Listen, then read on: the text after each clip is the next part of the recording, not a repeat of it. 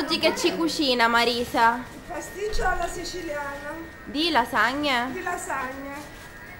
Ingredienti, prego. Prima ho preparato un po' di ragù con un po' di verdurine.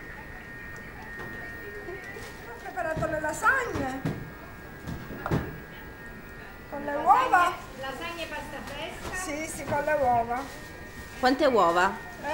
Ma per 12 persone ho messo 12 uova.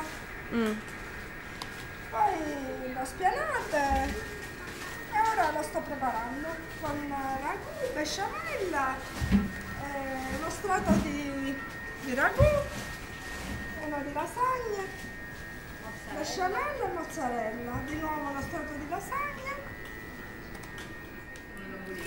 una scossa un Come bollire. sempre. Perché lo scuotiamo questo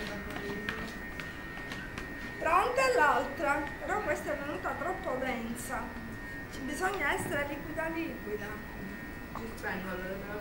Sì.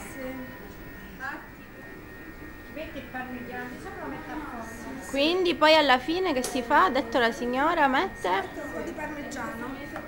e si inforna? Sì, A quanto? A 200 gradi E poi per ecco? 20 minuti. E poi è? Cotto e mangiato. Quindi signora che ha detto cosa dobbiamo fare con gli... Mi sono scordata una cosa, che l'ho fatto 3 strati, perché poi ci inchiuma. E cinchiumma che vuol dire? Che mi inchiuma nello stomaco, mi si blocca. Mi si blocca nello stomaco. E poi no, va bene così. Ora un altro po' di besciamella e una spolveratina di grana grattugiata.